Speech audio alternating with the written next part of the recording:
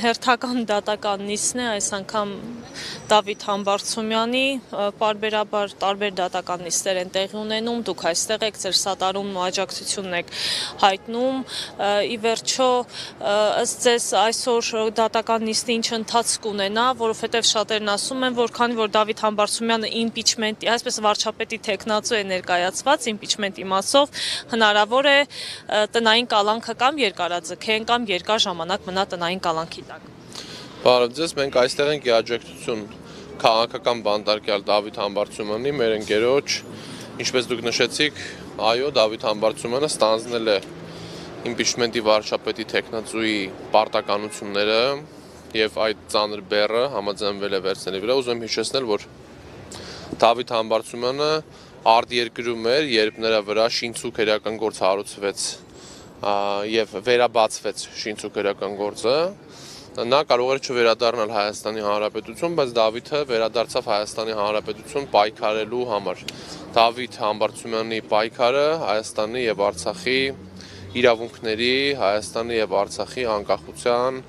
վերականգնման համար է, այսինքն մենք խոսել ենք, որ միասնականությամբ պետք է պայքարենք եւ հանրապետական կուսակցությունը առաջակաշել միասնականության մասին օրակարգ, այն է իմպիչմենտի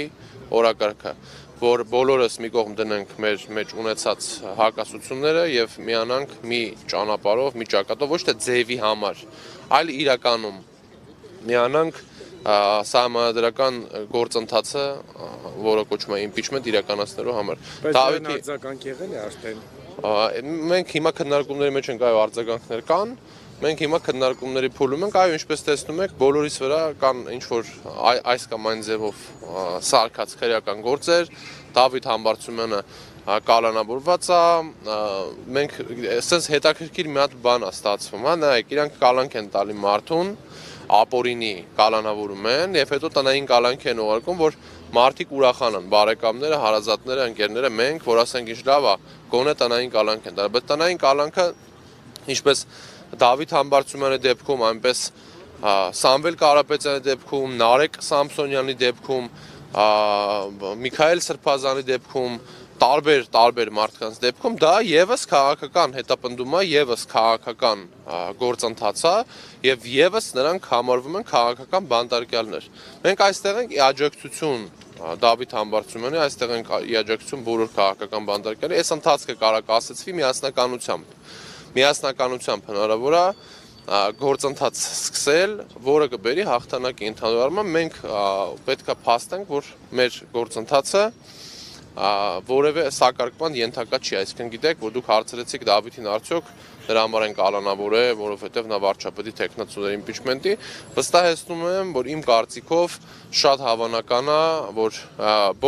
բոլոր մեր հետ կապ ունեցող քաղաքական հետապնդումները, գործընթացները կապված են հենց այն օրակարգի հետ, որը իրանց օրակարգից դուրս է, այսինքն կա մի օրակարգ, որը Նիկոլ Փաշինյանի օրակարգն է,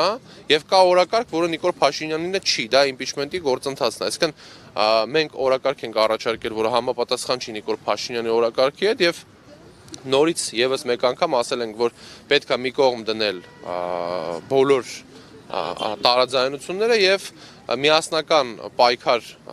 մղել ի օգուտ Հայաստանի Հանրապետության։ Հիմա որ ասեցիք կան քննարկումներ, կան որոշակի համաձայնություններ, կբացեք փակագծերը, ում եք քննարկել, ինչ համաձայնության մասին է խոսքը, որովհետև քաղաքական ուժերից որևիցե արձագանք ըստ էության իմպիչմենտի թեմայի շուրջ չկա։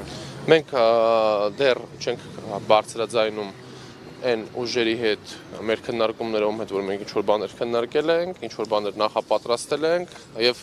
մենք բարձրաձայնում ենք մենայն, որ Փայլակ ջան քննարկումները գնում ընթանում է քննարկումների փուլը, կհրապարակենք քննարկումների փուլից հետո արդեն հանրությանը, որ ավելի սպառիչ պատասխանենք իրանց հետաքրքրող հարցին, ինչ ընդհանուր առմամբ մենք ունենանք։ Եվ մենք սպառիչ կպատասխանենք, թե որ քաղաքական ուժերի հետ ինչ քննարկումներ ունենք եւ որ քաղաքական ուժերը ինչ պատկերացումներ ունեն Հայաստանի ապագայի վերաբերյալ, որ ճանապարհով են գնում քաղաքական դաշտի ներկայացուցիչները։ Շնորհակալություն։